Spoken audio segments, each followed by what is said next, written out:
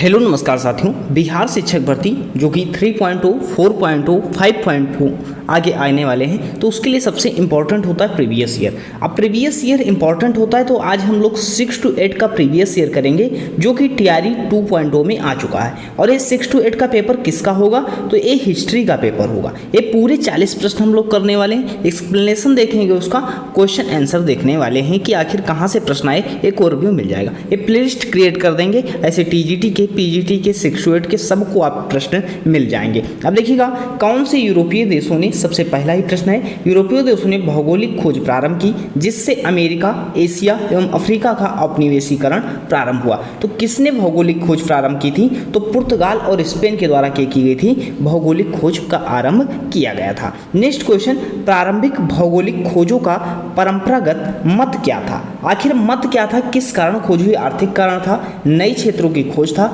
ईसाई धर्म का प्रसार था, या उपयुक्त में से एक से अधिक था, या उपयुक्त में से कोई नहीं था। बताइएगा इसमें तक क्या था, तो इसमें ऑप्शन नंबर डी बताएगा कि भौगोलिक खोजों का परंपरागत मत क्या था, आर्थिक कारण भी था, नए क्षेत्रों की खोज था, ईसाई धर्म का प्रचार प्रसार भी करना था। बोस्टन टी चाय पार्टी की, अर्थात बोस्टन टी पार्टी की घटना कब हुई थी, 1775, 1777 या 73, या उपयुक्त में से कोई नहीं, या उपयुक्त में से एक से अधिक। तो 3 का उत्तर क्या हो जाएगा, जैसे कि प्रश्न आ भी चुका है, तो यहाँ पर था 1673, अर्थात अगर एक एग्जैक्ट डेट पूछी जाती, 16 दिसंबर 1773 को क्या होता है, बोस्टन टी पार्टी की घटना होती है। नेक्स्ट क्वेश्चन, अमेरिकी स्वतंत्रता की घोषणा किसने लिखी थी, तो अमेरिकी स्वतंत्रता की घोषणा किसने लिखी थी, ये पूछा गया था, थॉमस जेफरसन के द्वारा, रॉबर्ट ली के द्वारा, अब्राहम लिंकन के द्वारा, उपयुक्त में से एक से अधिक, या उपयुक्त में से कोई नहीं। तो यहाँ पर किसके द्वारा लिखी गई थी, थॉमस जेफरसन के द्वारा लिखी गई थी। फ्रांस की क्रांति से संबंधित कौन थे, तो फ्रांस की क्रांति आप सभी को पता है, जैसे फ्रांस की क्रांति जब हुई थी, फ्रांस की क्रांति के समय जो था समानता को लेकर के था कि प्रथम स्टेट, द्वितीय स्टेट, तृतीय स्टेट था, तो इसी पर बात थी। तो उसमें बुद्धिजीवी पूछा गया कौन थे, तो तीनों लोग उस समय फ्रांसीसी क्रांति में सक्रिय थे, रूसो, मॉन्टेस्क्यू, वोल्टेयर थे। नेक्स्ट देखिए, ग्रेट डिप्रेशन का काल क्या कहलाता है, तो ग्रेट डिप्रेशन का काल 6 नंबर का उत्तर क्या हो जाएगा, ग्रेट डिप्रेशन का काल, तो ग्रेट डिप्रेशन अर्थात महामंदी का आर्थिक समस्या हो जाएगा। नेक्स्ट क्वेश्चन देखिएगा, 7 नंबर, झारखंड क्षेत्र में उलुगुनान विद्रोह के नायक कौन थे। उलुगुनान विद्रोह के नायक पूछा गया कि झारखंड क्षेत्र से थे, तो झारखंड से उलुगुनान के विद्रोह के नायक कौन थे, तो बिरसा मुंडा थे। नेक्स्ट क्वेश्चन, भगीरथ मांझी के नेतृत्व में सफा हर आंदोलन किस जनजात से संबंधित था, तो सफा हर आंदोलन किस जनजात से संबंधित था, तो ये किस जनजात से संबंधित आपका हो जाता है, ये संथाल जात से संबंधित था। नेक्स्ट क्वेश्चन देखिएगा आपका 9 नंबर, ब्रिटिश काल में जो है भारतीय हस्तलिप उद्योगों के पतन का कारण था, तो हस्तलिप उद्योगों के पतन का कारण क्या था, तो पतन का कारण इसमें से सभी थे, मशीन निर्मित वस्तुओं से प्रतिस्पर्धा, भारत में ब्रिटिश सरकार की दमनकारी नीतियां, भारतीय वस्तुओं के अत्यधिक कर, या उपयोग में से एक से अधिक हो जाता है। नेक्स्ट देखिएगा, औपनिवेशिक काल में कौन सी राजस्व प्रणाली लागू की गई थी, तो कौन सी राजस्व प्रणाली थी, तो ये सभी राजस्व प्रणाली हो जाती है, स्थायी बंदोबस्त भी हो जाती है, रैयतवाड़ी भी हो जाती है, मालवाड़ी भी हो जाती है। नेक्स्ट, लेनिन के द्वारा मांगी गई मांग जो अप्रैल थीसिस कहलाती है क्या थी, तो अप्रैल थीसिस कहलाती है, प्रथम विश्व युद्ध समाप्त होना चाहिए, कृषकों को भूमि स्थानांतरण होना चाहिए, बैंकों का राष्ट्रीयकरण होना चाहिए। तो 11 का कौन सा आपका उत्तर हो जाएगा, तो 11 का ऑप्शन नंबर डी आपका उत्तर हो जाएगा। 11 का क्या हो जाएगा, ऑप्शन नंबर डी आपका हो जाएगा, अर्थात प्रथम विश्व युद्ध समाप्त होना चाहिए, कृषकों को भूमि स्थानांतरण होना चाहिए, बैंकों का राष्ट्रीयकरण होना चाहिए। नेक्स्ट देखिएगा, 12 नंबर आपकी स्क्रीन पर कि सिविल कोड 1804 या नेपोलियन कोड संबंधित है, तो नेपोलियन कोड किससे संबंधित था, संपत्ति के अधिकार से, विधिक समानता से, जन्म के आधार पर भेदभाव की समाप्ति से था। तो 12 का उत्तर क्या हो जाएगा, अर्थात ऑप्शन नंबर डी हो जाएगा, संपत्ति का अधिकार, विधिक समानता या जन्म के आधार पर भेदभाव की समाप्ति हो जाता है। नेक्स्ट देखिएगा 13 नंबर कि सुभाष चंद्र बोस ने किस स्थान से दिल्ली चलो का अपना प्रसिद्ध उद्घोष दिया था। ये भी प्रश्न आता है कि दिल्ली चलो का नारा किसने दिया था, तो सुभाष चंद्र बोस ने दिया था। और आखिर ये कहाँ से दिया था, तो आप बताइएगा कहाँ से दिया था, पटना से, सिंगापुर से, या कलकत्ता से, तो ये कहाँ से हो जाएगा, तो ये सिंगापुर से दिए थे दिल्ली चलो का नारा। नेक्स्ट देखो, किस कांग्रेस सत्र में असहयोग आंदोलन का संकल्प लिया गया था। असहयोग आंदोलन का संकल्प किस में लिया गया था, नागपुर सत्र में, लखनऊ सत्र में, सूरत सत्र में, या एक से अधिक, या कोई नहीं। तो किस अधिवेशन में लिया गया था? तो 1920 का अधिवेशन था। 1920 का अधिवेशन नागपुर का अधिवेशन हो जाता है। नेक्स्ट देखिएगा, राष्ट्रीय कांग्रेस ने किस सत्र की महात्मा गांधी की अध्यक्षता की थी? एकमात्र अधिवेशन था जो बेलगाम अधिवेशन था, जिस कांग्रेस के अधिवेशन में महात्मा गांधी ने अध्यक्षता की थी। दांडी यात्रा को कौन सा आंदोलन के नाम से जाना जाता है? बताइएगा, दांडी यात्रा को किस आंदोलन के नाम से जानते हैं? तो नमक सत्याग्रह के नाम से भी जाना जाता है। नेक्स्ट क्वेश्चन, काफ़ी जो टीआरई 2.0 का पेपर था वह टीआरई 3.0 से ईजी ही था। 1857 की क्रांति के जगदीशपुर में नेतृत्व किसने किया था? तो जगदीशपुर से कौन थे? तो जगदीशपुर से कुंवर सिंह हो जाते हैं। ऑप्शन नंबर बी आपका बिल्कुल करेक्ट हो जाता है। नेक्स्ट क्वेश्चन, फॉरवर्ड ब्लॉक की स्थापना किसके द्वारा की गई थी? तो फॉरवर्ड ब्लॉक की स्थापना किसके द्वारा? सुभाष चंद्र बोस के द्वारा की गई थी। वो भी कब की गई थी? तो 1939 में की गई थी। नेक्स्ट क्वेश्चन, स्वराज हमारा जन्मसिद्ध अधिकार है। इजी प्रश्न आए थे।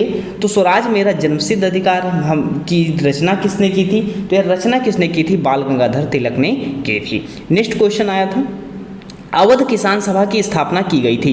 अवध किसान सभा की स्थापना किसके द्वारा की गई थी? तो अवध किसान सभा की स्थापना बाबा रामचंद्र दास के द्वारा की गई थी। नेक्स्ट क्वेश्चन, कि आनंद मठ की रचना किसने की थी? आनंद मठ की रचना किसने की थी? दीनबंधु मित्र ने, बंकिम चंद्र चट्टोपाध्याय ने या रविन्द्रनाथ टैगोर ने? तो आनंद मठ की रचना किसने की थी? बंकिम चंद्र चट्टोपाध्याय के द्वारा की गई थी। भारतीय उपमहाद्वीप के उत्तर पश्चिम क्षेत्र में सविनय अवज्ञा आंदोलन का नायक कौन था? तो सविनय अवज्ञा आंदोलन के नायक कौन थे? खान अब्दुल गफ्फार खान हो जाते हैं। नेक्स्ट क्वेश्चन, कि खाजा नामक मिष्ठान प्रसिद्ध है, तो खाजा किसके लिए प्रसिद्ध है? सिलाव, सिलाव का खाजा है या बिहार शरीफ का या चंडी का या कोई नहीं? तो 23 का उत्तर क्या हो जाएगा? सिलाव का खाजा प्रसिद्ध है। भागलपुर क्षेत्र किसके लिए प्रसिद्ध है? तो भागलपुर क्षेत्र पूछा जा रहा है किसके लिए प्रसिद्ध हो जाता है? काटन व सिल्क उद्योग के लिए प्रसिद्ध हो जाता है।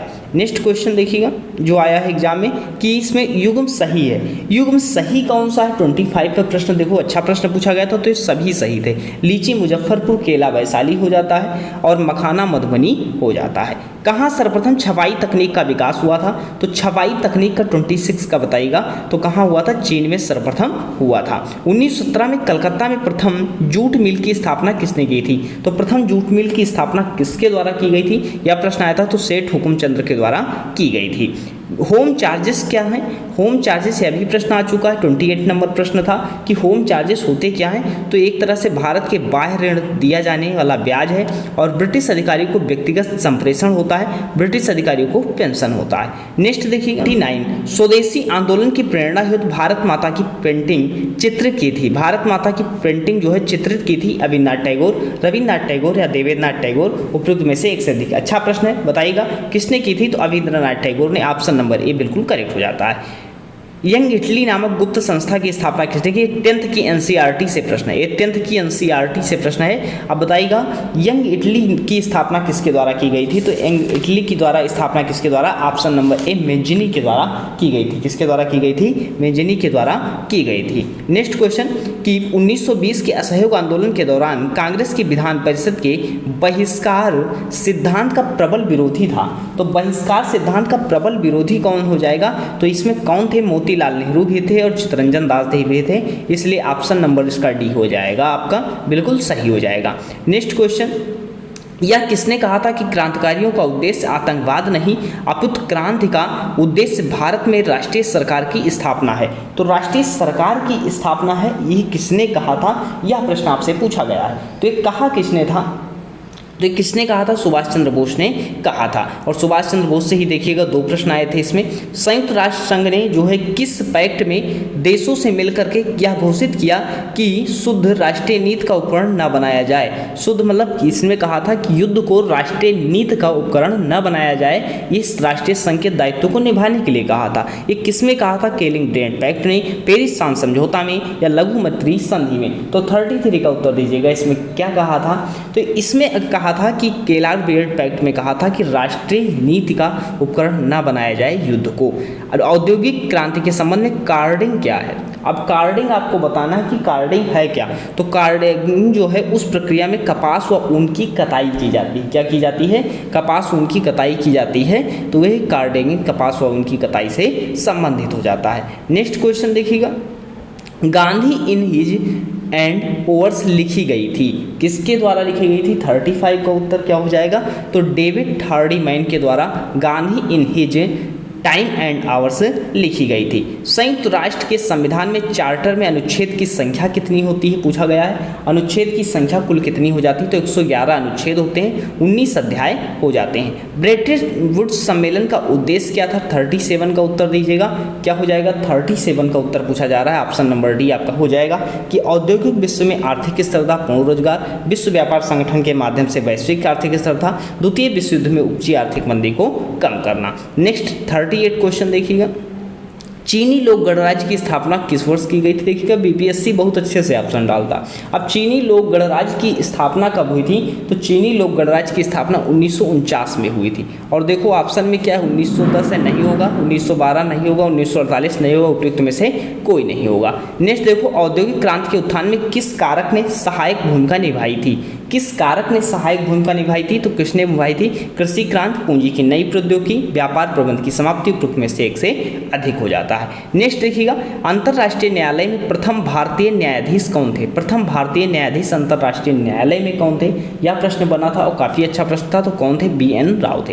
ये पूरे 40 प्रश्न थे जो 6 to 8 में TRE 2.0 में आ चुके हैं। इस पर एक्सप्लेनेशन ज़्यादा नहीं बताएं, केवल क्वेश्चन आंसर बताएं। केवल आपको दिखाना था कि यहाँ से प्रश्न बने। और इसके बाद और भी सेशन मिल जाएंगे, जिसके लिए चैनल सब्सक्राइब कर सकते हो। प्लेलिस्ट में और भी वीडियो देख सकते हैं। फिलहाल मिलते हैं नेक्स्ट सेशन में। धन्यवाद।